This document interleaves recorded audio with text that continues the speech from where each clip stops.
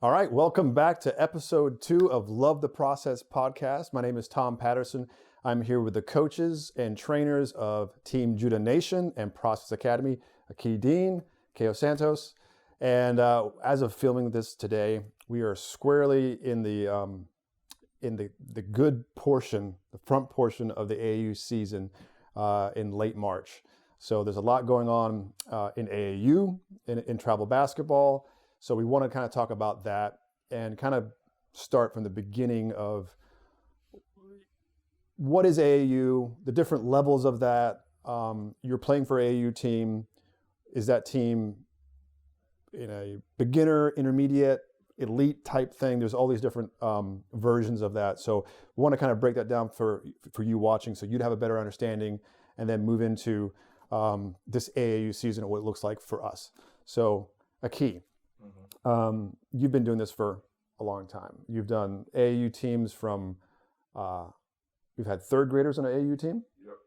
And you've had post-grad kids on AAU teams. So that's a pretty wide range, and boys and girls on the teams. So, so sometimes the girls are better than the boys, but so right, you've seen it all. And so with that perspective, tell me, where if a kid is just deciding to play basketball and he wants to get on an AAU team, what are the things he should be doing and what kind of teams should he be looking for? Yeah, I mean, that's a great question. Before I answer it, I'm going to pray that I say the right thing because you guys know me. I sometimes when I start I don't stop, so I want to make sure that I say the right thing that is going to be able to give information, the right information to the right people. So God, please help me. Please help all of us stay focused and answer the question to the best of our ability to ultimately lead people back to you. In Jesus' name, pray. Amen. Amen. Now, answering the question, I would say if I'm starting right now, I want to play travel basketball, the first thing I need to look at is what level am I? Now, unfortunately, that's a very hard question to answer without playing travel basketball because you could very easily be the best in your I-9, upward, TBL. Recess at school. Yeah, recess at school. Like, you can be the best player in your neighborhood. Your driveway. Driveway ball, home court advantage, and it doesn't translate. But I think before anything else, players have to be focused on working on their game. Because unfortunately, for travel basketball, it's basketball in general. I think from coaching to playing is like keeping up with the Joneses type thing. If your buddy down the street's playing travel basketball, it's like, I want to play travel basketball too. And he plays on a big team. I want to play on a big team.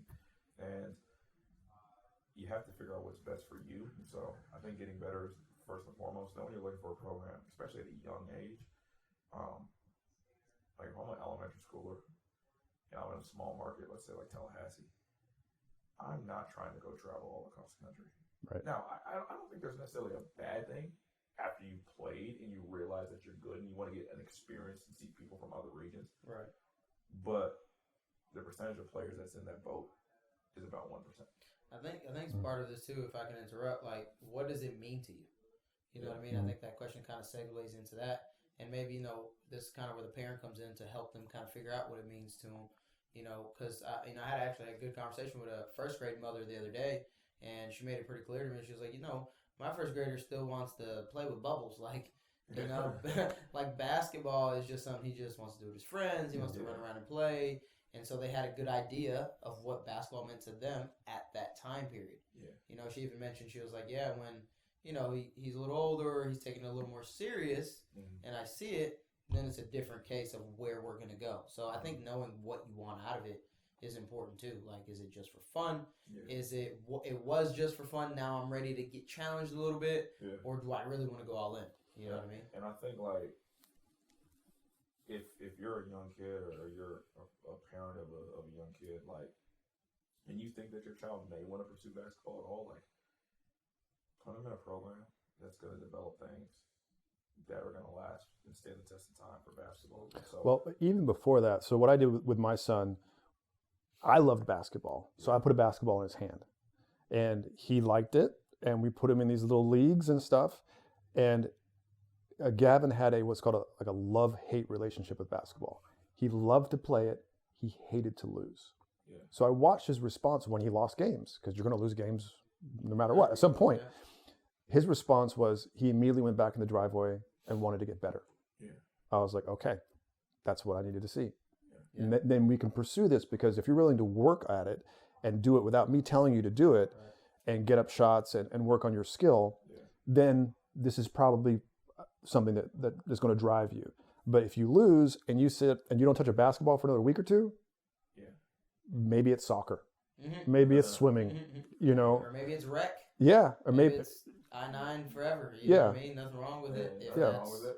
It's just, you know, you gotta like you said, you gotta see what you want, and then, you know, there's little signs that, like, okay, they actually really do love it, or they really do, you know, enjoy it, and they, you know, may have the propensity one day to love it, or, you know, maybe they just kind of say that they want to, you know, be in the NBA, like 99% of kids, but don't really want to. And, you know, for me, it's like, put them in a program with a coach that knows what they're doing. Again, not from a parental standpoint, it's sometimes hard to figure out what coaches know what they're doing, because, man, I almost said something reckless, and I really want to say it. I'm going to say it, you know. Every freaking tall black dude looks like they know what they're doing. Mm-hmm. They don't.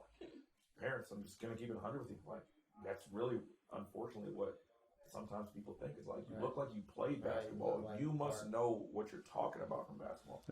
Not the case whatsoever. So do your research on the coach. Do your research on that program.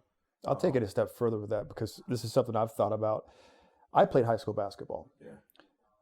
And so I know basketball, but I'm not in the basketball world to the point where I'm training and drawing up plays and seeing how the game has progressed since 1996. Yeah.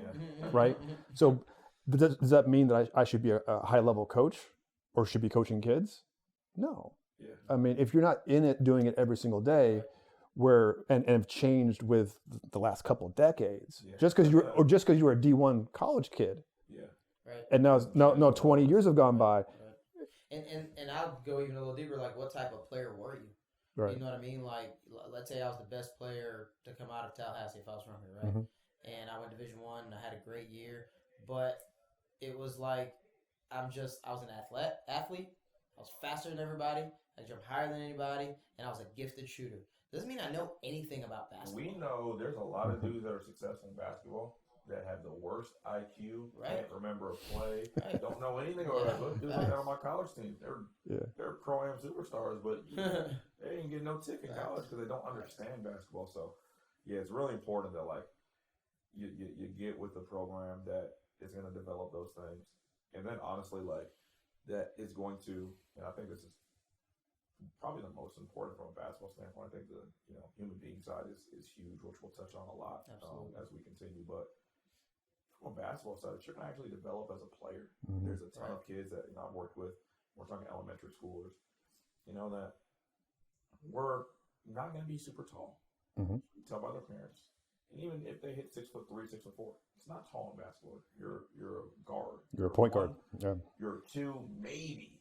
Mm-hmm. Maybe you're Jose Alvarado.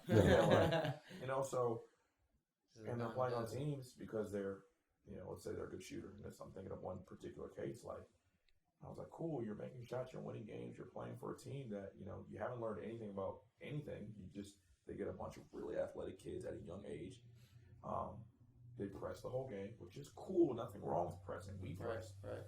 But when all you do is run around like chickens with your head cut off and press, and you don't know how to guard anything, like, what do you say? That's unfortunate. That's why I see in Tallahassee, it's being blunt. That's why I don't think players are as good as they probably should be. I look at all the young teams, and they just go out there and they just press 94 feet, crazy press, like not like I know what I'm doing press. It's just like a chaos. I just run, layup, and it's like a kid that is going to be a guard one day, and they say, hey man, you're not the most athletic right now, you're probably not going to help us in the press, sit in the back and wait, and then when we do get in the half court, go stand in the corner and don't move the whole time and shoot threes.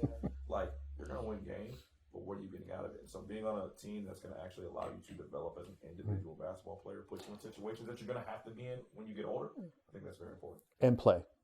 Yeah, you're actually You're right. So if you're working on you're traveling, you're driving to Mississippi or Atlanta, and your kid's not playing, you should probably question, what are we doing? Because and that coaches should also realize that we're not doing right by that kid having him on the team if he's not, either cut him, don't take him on the team if you're not going to play him because or play him, develop him. And ask yourself the question, like, was I ready to go to this level? You know what I'm saying? Like, maybe it's on me. Maybe I need to be part of the developmental team. Right. Yeah, take that first step. That first step is like, okay, I want to be part of high level basketball. I know I'm not fully there, right? Mm-hmm. I've tasted a little bit of it. I know I have things to work on. Coach, can I come practice with you guys? That's assuming the AAU team practices. That's assuming that the coach actually is a quality coach where your practices aren't 3-man weave and running over plays for an hour and 15 minutes, and then the rest of it is just scrimmaging up and down with no correction. Right. That's a real thing. Yeah. Right. No, just rolling the balls out. Because then you're not getting better. But but you're in a part of a program that's going to go through things, right? They're going to teach. They're going to do skill development intertwined with their practices, right? And you're going to get good bump versus players who are better than you, that have played at a better level than you. Then a development team is a great option. But now that's an ego check thing. Mm-hmm. Are you going to be able to lay down your ego and go get better so then you could actually have a chance to be part of that team and be somebody that produces? But I want the shoes. Yeah, that's unfortunate. I got to have You ain't getting the shoes on the developmental team. That's you got to earn it. That's where the kingdom of the Joneses thing comes into play. Like, we have a 5th grader on our team. So we have Judah Nation. We have a middle school team, and we have a high school team. And they practice together. We have a 5th grader. And they're like, are you doing a team this year? And we're like, honestly, we're not doing an age group. I would strongly recommend. He does not play on, and again, this is no shots taken. I don't know everything about every program. I was like, I don't recommend he plays for any program. I think he should come practice with us. And he's like, well, he's a little bit, maybe hesitant. And I'm like, listen, the reality is he has to learn how to play basketball. Him practicing with dudes older than him, getting challenged, having to be his absolute best every single time he steps out there, he's going to get dominated. Yep. But also learning and being held to a high standard is going to be so much more beneficial than him playing on a team with a bunch of kids his age, where he's probably one of the better players, where he's not learning anything or learning very minimal. And to be honest with you, like, where he is comfortable. Like, it's an uncomfortable situation being the youngest guy. Yeah. But, when he's in practice and you have, a high schooler that's doing a windmill and then he's going right after him and he smokes a layup, he's like, man, I got to be better. It's not his standard is automatically raised because who he's looking around. He's like, I can't stand out here and be the only one to smoke layups, not casting passes, messing up on the plays, messing up on rotations when everyone else is doing it at a much higher level. So it's by default. It's like, what they talk about when you are your closest friends, like the people you're around. The environment is elevating that person. And so, but it takes a lot of humility, luckily and gratefully, that parent trusted us and decided to make that decision. Absolutely. And at the first practice, I told him, he's going to be so much better than everybody else when he gets older. Right. And he's so young. I never got that. No. You see that also in European basketball, right? The trend is less games, more development. Yeah. And to the point where the NBA's come out and said, hey, we would love to see youth basketball have less games, more development. I'll be honest, too, like, you look at it, I'm going to just go NBA because that's what everybody pays attention to, but every NBA player's son has that. If you look at it, they're playing against older dudes. Some of those dudes are playing in NBA pickup games. They don't do anything except make passes. There's a dude named, he plays for South Carolina, Michi Johnson. And when I was on pre-draft with Kev, he was down there. He was 14. He was playing pre-draft with all the pros. And Chris Gray and I was watching and we're like, dude, this kid's poise is unreal. Right. Because he was training to be a pro. Right. He was 10 years old. When he was super young, he was around pros. He missed a shot. You know how our guys, like, when we miss shots, we put our head down. We're, oh my gosh. Yeah. He did exactly what we told our guys to do this morning. He missed a shot. Come on. Left. Get it up. Yeah. He's talking. He's the most vocal kid in the workout. That's wild. There's it's not a shock that he's one of the better guards in the country right now because he was preparing for this, but he was always around older dudes rather than trying to be. It's just travel basketball is really, really jacked up. Well, it's funny that you mentioned Michi Johnson, tremendous player, just entered the college transfer portal yesterday. Yeah. So the portal is open, and you're seeing a lot of stuff now. And before we get before we get into the going to the portal without telling me again. Before we get into the AAU transfer portal, the college transfer portal, I'm going to kind of quickly talk about that because what we're seeing now is there's a lot of information or conversations from college coaches directly back to their travel team. to find out, hey, what is this kid thinking? Where is he going to go? Do you have a read on him? So if you're an elite kid, you want to be with a travel program that the alumni in that travel program is coming back to the coach. There's a good relationship there. Right. And there's that dialogue between other college coaches happening constantly, because you may want to change your situation year 1, year 2, Right. and hit the transfer portal, and you want your team to be advocating for you as well and help kind of, I would say broker the deal, but broker the deal. You know, I mean, that's kind of, you know, so if your current travel team, if you're not seeing that, you know, and you're an elite guy where you're going to go to college, Right.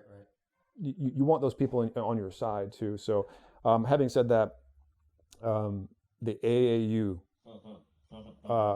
transfer portal is now a real thing, right? So we just got through Jamboree weekends. This is when travel teams, the practices are done, first set of games get through on a high level, they're getting Really matched a up. test. All Yeah. Jamboree really is about is to test out See what you got, what you so got, then what can you really need, go where into the pieces practice. are. Yeah. Talk to me a little about, you know, what's going on in this AAU transfer portal. How does that work? So, first off, players are delusional. True. Players have unrealistic expectations. Facts. Parents are delusional. Facts. Parents have unrealistic expectations. Also facts. Coaches lie. Very true. Those are the five. Those Those are the key five. pillars. Write those down because that should go with every decision that you make forever. Yeah. So, with all those things being said, you take all of those factors into a weekend. Hold on, I'm gonna give you one more thing though too. Okay. I'm gonna give the coaches benefit of the doubt. Yes, coaches lie, absolutely it happens. They don't even know what they get. But the highlight tape lies too. That's probably more accurate. So if If you that's send accurate. that, and like I may love you from your highlight, and Mhm. I've never watched you play, It happens all the time. and then you get So, there and it's a completely different If player. a coach, with social media, because let's go to the basis of it, because I think that's very important. Right. With social media, that is how we do majority of our recruiting Facts. nowadays as coaches. Now, we have gone away from it this year, Mm-hmm. but in the past, that's how we do our recruiting. You look on social media, you see, okay, did Prep Hoops or Scott Golden or, you know, Rivals, or depending on what level and what Right, year right. this is for Judah or ESPN, who's getting posted? That kid looks good because he got posted and they said this about him. Well, we don't have a big man, or we don't have a point guard, Right. you know, that is going to be the guy for us. And we see a post about a big man or a point guard or a scorer. Mm-hmm. So we're like, let's check this kid out. You go to his profile.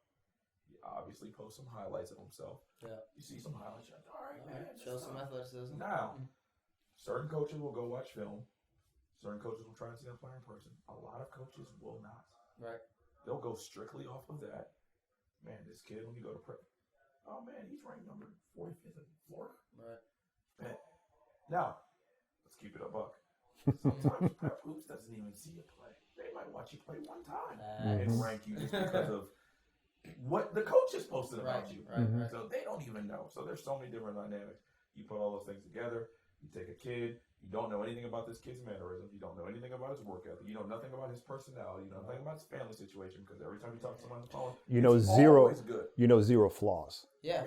Because that's not on the highlight tape. perfection. Yeah. You don't know what that You don't person know how can't he do. reacts when he misses. You don't know how he reacts when his teammate doesn't pass him the ball one time. I've seen Too people many post things. about dudes that I know talking about their hard workers and they're the laziest people in the world. But the coach just does not know. No, And they're trying to right. advocate for a kid, because here's the unfortunate thing. When we get on calls with coaches or with players, how are you going to give me recruiting? And again, this year was completely different because Right. we took a completely different approach this year. Of, you know, if it's not about God, you don't want to grow in God and Christ, don't come. Right. If you're not okay with those things, it's not going to be a good Yeah. fit for you, because that is our number one focus in basketball as a byproduct. But we aim to do the byproduct on a very high level. So we didn't even really recruit anybody, to be honest with you. The shoes are very low on the list. Yeah. If you want shoes, Yeah. goodbye. Like, if you want to, that's one, honestly, we talked about it. One reason why we didn't do a shoe circuit.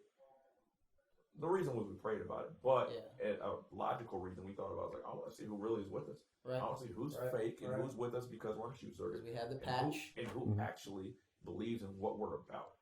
And we saw. But I digress. I'm going down a rabbit hole. Yeah. So a lot of times these players, right, they'll have a conversation with the coach and how are you going to recruit me? How are you going to do this? Well, we get a lot of media out on our guys. We tweet about our guys. We get this, we get that. And I used to say that. Right. Man, we got this many impressions, between all our social media accounts, back when I had social media. I was like, man, we got like 100-some K followers. Like, and those things sound really good to a player. But then you get that player and you see, man, this kid doesn't do any of the things I thought he actually did. That highlight was a lie. Right. And that player gets there, and because they were told all these good things by the coach, who never actually saw them play, now they're disappointed because, man, I'm not getting what he told me I was going to get, or it's not what I expected. Usually it's the player's fault, because the player's usually not that good. Sometimes it is the coach, because there are a lot of shady situations. And then the player's disappointed. Unfortunately, with travel basketball, it's just like life. People run from adversity. So the first thing that they do is they run and they quit. Yeah. And then they try and go find another situation. Right. And usually those kids, he says it very often, are runners. And usually those kids do not pan out. It's probably 1 in freaking 10,000. Right. Well, I mean, because you got to be really, really good to be a runner, and people still like you. Because college coaches look at that stuff. Yeah. This team. Unless they picked a bad situation and it's a known bad situation, and they got to get out. Like, for sure. Right. Then Those are definitely those situations. It's like, hey, I got to get out of this. It's you go into something and it's not what you thought it was going to be, right? And it's the best decision for you to leave. And you're doing your part though, like you're actually bringing value. Mm-hmm. You know what I mean? A lot of times the kids don't bring value. It's like you said it right before we got on air. It's like a certain player, you're like, he blamed it on the coach. Like, yeah, my coach messed me up, and in that situation, he said the coach acknowledged that he messed it up. That's a different story. When I was in high school, I blamed my coach for everything. He acknowledged some things after too, very similar to that situation. Yeah. But I also wasn't that good. Right. Same. I was delusional. I thought I was better than what I was. Mm-hmm. I wasn't good enough to have what I thought I deserved. And so, from a player standpoint, players a lot of times don't deserve what they think they do. And so the first reaction is, coach is tripping. So they transfer to find another coach to tell them what they want. Yeah, it doesn't work over there. Coach is still tripping. Yeah. So they jump around and hop At around. some point, you got to realize if you're going to every different scenario and the coach is tripping, maybe you're tripping. Mm-hmm. Maybe there's something inside you that you're not doing right. Maybe you got to look within yourself. Maybe the coach is tripping, but you're probably also tripping. Probably a little bit of both. Yeah. But mostly you. Like I tell players all the time, like I've had countless conversations with parents where it has actually been a situation where the coach is tripping, right? Where the coach is not really giving the kid a chance, different things like that. But I'm looking at him like, you're not undeniable. Mm-hmm. Life's not fair. Basketball's not equal opportunity sport in any way, shape, or form. So become undeniable. Go work on your game. It all goes back to development. That part. Right? So if I'm getting denied, right, and I'm a decent player and I believe that I'm better than I am, which is most players, right? Prove it. Prove it. Go be undeniable. Go have that mindset that in that next year, you're going to work so freaking hard that nobody can put you on the bench, even if they dislike you. And the guy that's got your minutes, go pick him up in practice. Yeah. Go play show the coach. One-on-one after. Hey, you right. Play one-on-one after? Yeah. Show the coach. Be competitive. A lot of kids don't really have a competitive nature, and it's because of, I believe, the AU model is just you play a ton of games, you lose games. So okay, you got a game tomorrow, you got a game in 3 hours, you got a game next week. And if you quit, you can be on another AU team in a week. Because the reality is, like, when we grew up, there were more AU teams than in the past, but there weren't even close to as many right now. No, heck no. Like, it was like, there were a few reputable AU teams. Right. You had Showtime at the time. You had Stat, which is each one now Rebels. You had Nike Team Florida. You had Florida Rams. Yeah. Who else? Shoot, I think we're done. Gold Coast, maybe. Gold Coast was good. They were pretty solid. Like 4 teams that we just named. Yeah, and they're not even all in the same region. We had a few of those were us. We were like second level of like where we were high second level of running Rebels. We could beat some of those teams. Yeah. We weren't consistently beating those teams, but we were good. Our guys went to college. Right. Yeah. I mean, that's it. So you leave a team, you're not good enough to go to the other team because you're probably not. Right. You're screwed. Now it's like, well, I'm going to leave this team and I'm going to go to this team. I'll leave this team. I'm going to go to this team because every parent has started a program because their kid isn't good enough to play for a good program. Yeah. So what I'm going to do is I'm going to start my own program so my own kid can shine. And then I realize it can bring me in money too. So I'm going to charge for it. And I'm going to have a bunch of age groups. Right. You want to coach? Oh, your dad played high school basketball. And then you can coach. Coach. You want to coach? Oh, we need coaches. You can coach. You coach. Freaking Oprah. You get a car. You get a car. You get a car. Everybody freaking coaches. And now you got coaches fighting each other on the sideline, parents coming out of and the. now it's chaos. Because now it's a parent Basketball game. is Man. the only sport that I'm aware of. I don't know every other sport, but talking to my wife, who was a really good swimmer, really good golf player, basketball is the only sport where you can play in 4 games in a weekend. Dudes never practice. They never work on their game. Like, imagine a pianist going to have a concert every weekend and never practicing. It's wild. Put that in perspective. But that's what we do in basketball. That's wild. Imagine a golfer. I don't know much about golf, but imagine a golfer going to play in a big event, and the only thing they do is go putt for how long is left lines in a game? What about 5 minutes? 5 minutes, yeah. Or Go less, putt for 5 minutes, 2.5 minutes, and that's all they do. Yeah. And then they go out there and they expect to be good. right. Like That's it the doesn't 1%. happen.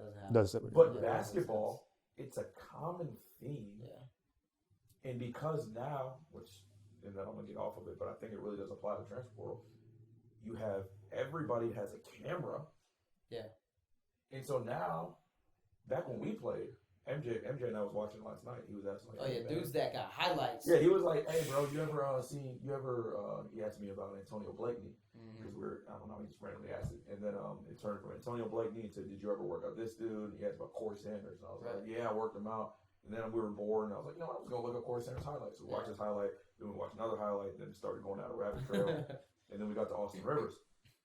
And Home team hoops. and then we watched Stephon Moody. And then I was like, you know what, Scott Golden said you was an Ole Miss type of guard, Stephon and Chris Warren. I look at Chris Warren. I was like, MJ, this is before the time. They didn't have camera dudes back then. Right. So we look at Chris Warren. All you have is a minute highlight of him in college Facts. because there were no camera guys. Yeah. I bring all that up to say Yeah. everybody has a highlight now. Listen, you get a highlight, cool.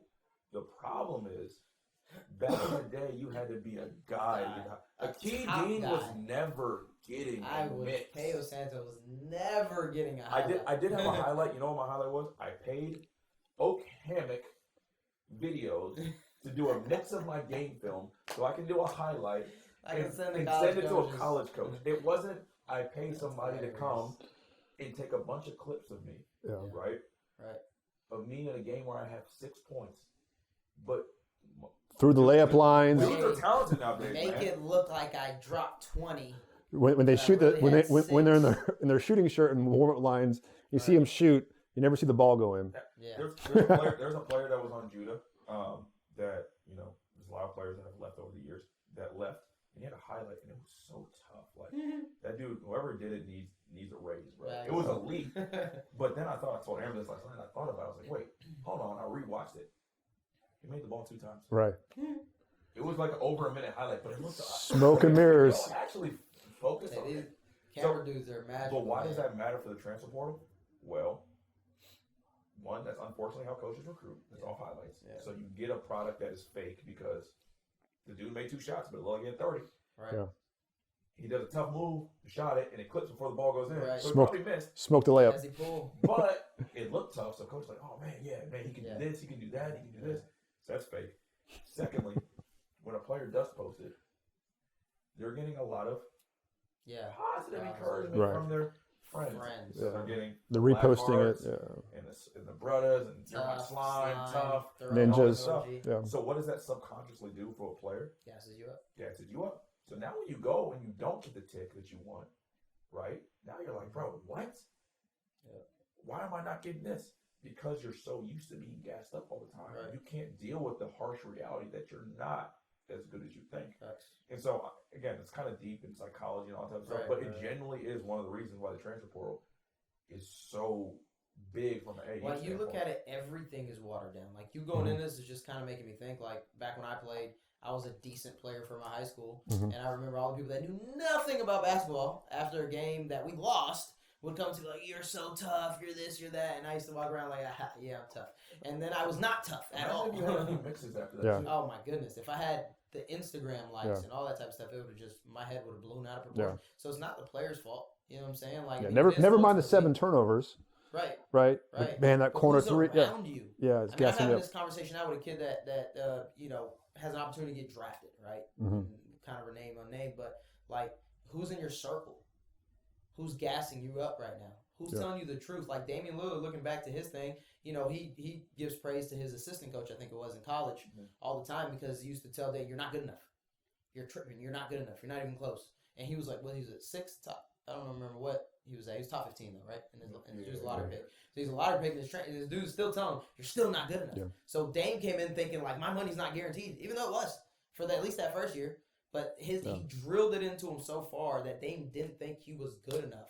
You know what I mean? And he had to he knew he could compete, but he was like, I'm not good enough to be that guy. I gotta work. And now you see the product that is putting out. I don't know how he's doing in Bucks. I haven't followed up too much, but the last few games. Yeah, like the theme of I'm not good enough. I need to do better. If someone can get that ingrained in them constantly, and get rid of your yes men, like you talked about in the past. Yeah. But someone to hold you accountable, whether it's in basketball or in life, for continual improvement, that is such a key thing. Yeah. Like in the WNBA, there's girls who are getting drafted top 10. They don't make the roster, right? So imagine that mind, that going through that, where you're the top in college, you're getting drafted top 9, 10. At some point, you got to prove it, right? But you can't make the roster. What you guys just said? Dudes don't want to prove nothing. I had a conversation with MJ last night. Like, dudes want guarantees. Yeah. And they think that they are owed. Like, they think that, like, people need them. Like, nobody needs you in the basketball because there's always another player. Yep. And that's what, think about in life. Like, people don't want to earn things. They want to have it given to them. And that's, I think, one of the big reasons why, dudes switch teams all the time. Because they got to earn stuff. Yeah. And because we so easily, and I ain't even seen you play, but I promise you this. Right. That I'm going to give you a pair of shoes. I'm going to make sure that you know, and I'm going to get you invited to these camps. I didn't know you. Yeah. I don't know your habits, but I'll promise it to you early. And, like, that's unhealthy because that's not how it's going to work at the next level. Right. Well, coach will promise you stuff until you get there. Yeah. And then they're going to switch up because they lost. Yeah. And it's dang sure if you're one of the very, very, very, very, very few that can make it to the level beyond college, it's not going to work. Very unlikely that it's going to happen like that in life unless you got trust fund money. Right. That's just not how it works. The only thing that is free is God's grace, and you still have to accept it. Like, you're not getting all the other stuff that kids want for free. And, that's, I think, one reason why the landscape is where it is. So. Yeah, and that's what, I think there's a lot of different travel organizations. There's good ones. There's good ones in the girls world too. And there's some ones that you should probably stay away from. And I think what I've always appreciated about Judah Nation is the honesty. I tell my customers all the time, I said, you deserve an answer from me. You may not like it. Right. But my promise to you is that you will get your question answered. And, sometimes there's some hard talk with that, but if you're not being held accountable, you almost cannot grow. And in a sport where you're talking about 15, 16, 17-year-old kids, it's all growth. Yeah. So if no one's going to hold you accountable and they're going to gas you up constantly. Let me rephrase it. It should be all about growth. That's the problem, though. Yeah. It should be about growth. Yeah. I've had conversations with dudes, and granted, this kid was good when it was last year. Actually, Ryan's had a ton of offers. I was talking about the development and trying to put him in situations where he can grow and stuff. And talk with his camp, and literally they're like, man, we ain't really worried about development. Like, how you gonna help us, from an NIL standpoint. And all stuff. I was like, bro, you haven't made it. Shocker, that kid dropped in the rankings significantly, and is irrelevant now. Gets exposed. But it's like, and he was a freaking top 20 player in the country. It's like, you haven't done anything yet, man. Like, why don't you focus on getting better, and then you don't have to search out for NIL. Yeah. It's almost like a fear-based thing, man. It's almost like you're gonna get found out about. So I need to go while I'm on top. I need to go use somebody's name or whatever it might be, so I can get this money. And then when they found out about me, at least I got the money. And you know what I think from a player standpoint, right? And I think this I think players and honestly it's families a lot of time. It's just the way it is. They want. We've had conversations with our team.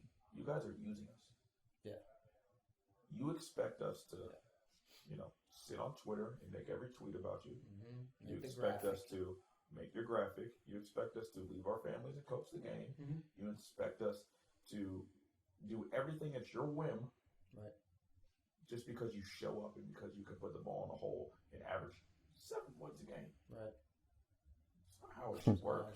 And from a parental standpoint, like I'm just thinking of meetings with parents and, well, is he going to get this and what are you going to do for him? Like, what am I going to do for him? I'm not going to do crap. Right. But try and help him get better. He has to go out chance. there and do what he's supposed to do. Mm-hmm. To have a chance. I can't control that. Yeah. That's not up to me. So, well, he's not being posted. Well, he didn't do his job. Yeah. We don't just go like, oh, who are we going to post today? Who are we going to appease and make happy today? It can't be like I'm going to be honest, bro, and I've had those thoughts. Right, of course. Where The thoughts have to go through your mind. Because I'm like, I don't feel like hearing this person mouth. Yeah. I just want to post this person and right. shut up. Right. Yeah. And but that's an issue, though. It's an issue, yeah. It can't happen. Squeaky wheel gets the grease. It doesn't, at the end of the day, like, it doesn't help you. It's Probably a disservice. It hurts you way more than it's going to help you in that moment. You know what I mean? Like, you're going to get a few reposts, you're going to feel good about yourself, but maybe it's a point in time where you got to be a little frustrated. Yeah. It's okay. That happens. You lose, you go on the driveway to shoot. Right. Yeah. Right. Yeah. That's the response. And like that's one thing I've always appreciated is that you will hold the kids accountable. Yeah. And it's not just you're not doing this, but then you immediately go, here's what to do. Yeah. The instruction of how to get to that next level is always followed by you're not good enough or you didn't do this well, but here's exactly what you need to do. Right. Because I've watched, I paid attention, and here's what we need to see. Not just you're not at the level. It's always followed with the instruction of how to make that person better. Mm-hmm. And it's such a big thing. And I think most coaches, I wouldn't say most, but there's definitely coaches out there that miss that instructional part. They're highly critical, but not highly instructional. And I'll be honest with you, at the, talking about deeper levels AAU, there's not many that's going to do what we do in terms of giving you that little bit of this is what you got to work on. It's, can you do it? You can't do it. You didn't perform. Goodbye. Go sit or you're next. Next man up. Yeah. And honestly, like we used to look at that like, dang man, they really just do that. But from a talent standpoint, like it's the truth. Yeah. You're not good enough. Doesn't mean you're not good enough at life, and that's the thing that you got to separate. Like if your identity's in basketball, then that's going to be attacking you in here, right? Yeah. But it shouldn't. It should be like, man, I'm really not good at basketball. Like I'll say one thing for me. I said to all my kids, I had an AU team that I played for that I didn't play for. It was an AU team and a City League team. They only allowed me to play City League because I wasn't good enough. Mm-hmm. And they were right. And I was pissed when I found out. Very, very upset. Like crying. Like my friends are in Tampa at a tournament and I'm sitting at home waiting for my next, it used to be FBVA, waiting for my next FBVA game. And that was like the pinnacle of my basketball career at the time. And I was like, man, I got to get better. Mm-hmm. And from that point on, I spent countless hours in the driveway, countless hours outside the heat drinking from freaking water hoses because I wanted to never feel like that again. Yeah. And now it helped me because it showed me one, like you said about your son Gavin, do I want to play basketball? What was my reaction? Was it go play video games or go out with my friends to pool parties? Or was it I'm going to go spend time outside and heat getting better, right? Now I know, okay, I like basketball. I really do. Yeah. I like it more than most because I went through something and I was willing to go put in time to never feel that way again. Yeah. Now, this is what I think, and correct me if I'm wrong here, but I think the best thing we can do for kids, right, in that middle school region is cut them. If they deserve to be cut. If you cut a kid, two things are going to happen. One, they're going to go get better, and it's going to build a fire inside of them like no other, and you're really going to see what that kid's capable of. Or two, he's going to stop playing basketball because it's not what he's supposed to be doing. But I can say this is the issue. Or three nowadays, he's going to go play for a team or his dad's going to start a team. That's the issue. That's the issue. Yeah. And now that kid could be a great musician, but he's wasting his time playing basketball because no one will ever cut him. Yeah. Oh, we got to keep him. Oh, we got to keep him. Oh, we got to keep him. And I'm guilty of this. I wanted to keep him. We were guilty of this year. Want to save kids? We wanted to keep kids because we wanted to save them because we didn't think they had any other option. Nothing I haven't done. And if they went to another option, I was like, it's going to be horrible for them. Well, but this is one thing I'm very proud about is talking and looking at the kids through multiple years in multiple different levels of the team. What you guys do very, very well when it's not adding up, when the person maybe has a passion for it, the skill's not there, there's a mental block. Is it training? You guys always go a step deeper and you'll get personal. You'll first find out. You're right. Sometimes it's most of the basketball issues. Right. Stem from that. Right. You are athletic. You're capable. You're tall, but there's something going on, and you'll ask those questions. Man, what's going on at home? Right. How's this? What are you fighting with? What do you? Because the mental thing for these kids is such a big deal when we're talking 15, 16, 17-year-old kids, right? And some of them have different backgrounds and they're coming from struggling areas and all these different things. And you just want them to play basketball, right? But man, it's the same thing with my employees. If my employees are struggling at home with addiction or relationships or their health, I'm expecting them to clock in for 8-9 hours and just be at their best. That's unrealistic. Right. So you guys have always done, I've seen it. I've seen you take kids aside and ask those questions. I've seen the tears and I've seen the prayers. And then I've seen that kid unlock a completely different level. So when there's someone being cut or being exited from the program, I know, boy, everything was exhausted. Right. Yeah. Like it wasn't like, hey, bro. It's a quick decision. Yeah. Right. You're out of it. Yeah. If you're not, even if you're not good enough and it's a tryout and we don't take you, we still want to have a conversation, of like, if this is really what you want, like, here's what it's going to take. If something's holding you back from doing what it takes, why? Right. What's the reason? Like you said, like, what's the deep down issues that a lot of times overflow into our basketball careers? And so I think that's ultimately just like, not saying we're perfect at it, but like, I can say this fairly confidently, like, loving people, and trying to not help them, because honestly, when we have these conversations, it's not even about the basketball stuff. Like, it's you're being a bad basketball player because you're a bad teammate and because you're this. That's cool. But in 10 years, you're going to be a bad husband and a bad father and a bad whatever it is, a bad person, we're keeping it 100, because you still haven't dealt with this stuff. You don't see it, but basketball was I always say mirror, like, is a mirror for you to look in and see back what you really are. But you didn't want to look at it. And so you're mad that you didn't score a lot of points. I'm mad because your character sucked. Right. And so because your character sucked, you didn't score a lot of points, which is the result of it now. But in 10 to 15 years, the result's going to be a lot bigger than you having a bad game with 7 people in the stands with double color record. It's so funny, man. You say that, like, this weekend, right? I talked to a mother of a kid that a long time ago when I was working out at JCC in Orlando. She had 2 sons, right? I had both of them, and they both kind of learned how to play the game, and it was only for a short period of time. And she was like, telling me about her older son, and her younger son was playing. And the younger son, I was like, look, you got to play the right way. You got to stop getting mad at yourself, because that's the thing that I remember he had. And she was like, yeah. And she was like, yeah, how's the older kid doing? How's he going through? She was like, he's just trying to figure out life right now. And she was like, look, but I'm glad he's trying to figure it out now instead of figuring it out at 21 or 31. And then she kept going, or 41. And then she looked at me and opened her eyes, or 51. So, and that just, her being an older lady, like, she's seen it. You know what I mean? She's seen where people start to figure it out.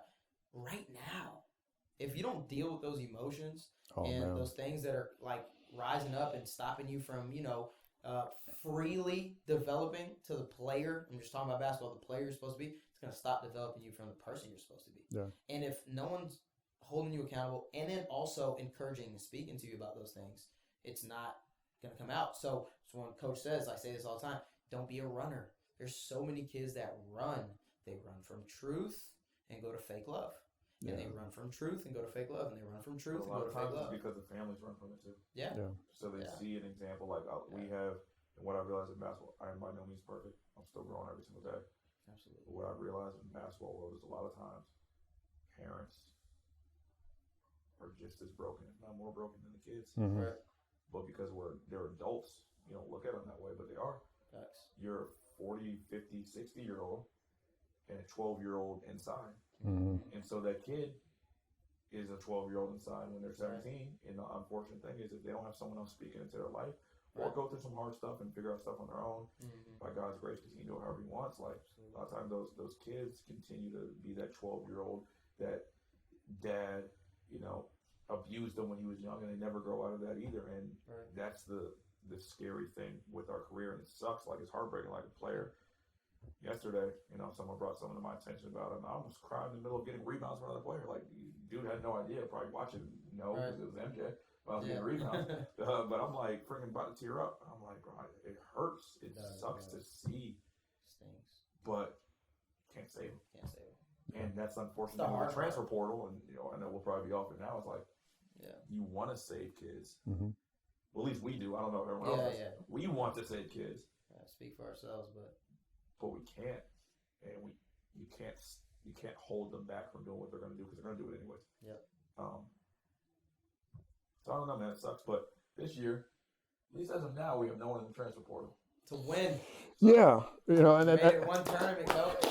No one took one tournament. No. Hey, well, we changed up our thing. We ain't giving no gear. We got to get some process here to Gavin, Gabe. I'm glad to talk. I know Gabe was a little late, but I was like, hey man, you don't have to last before you get any gear now. So I gave Marcus and MJ. I finally gave them I was like, all right, I was in my garage. Like, you can take some process gear now. You had this process shirt on today. I was like, I'll give you a Judah thing now. You finally made it, man. Right. Yeah. So. And that's how it should be, man. Like, you get the reward after you do something with it. Right. You do something, you get something. Yeah. You don't do it, you don't get it. And there's something I look into often is, the fake release of endorphins and serotonin from doing things without the work. Yeah. And that is the most damaging thing. So that's exactly what social media is, and how it affects the brain of young people. So we're fighting that battle constantly. So we'll go ahead and kind of wrap it up. Part one of the craziness of AAU. Part two, we'll talk about circuits, difference in circuits. What's going on behind that, exposure. Time into that. How to get exposure. Exposure, not exposing them. We'll talk about that too. Maybe we'll expose it or not. No, but stay tuned for part two. This is the Love the Process podcast. Key, KO, Tom. We'll see you next time. Thanks a lot. All right, Dookie. Chill out.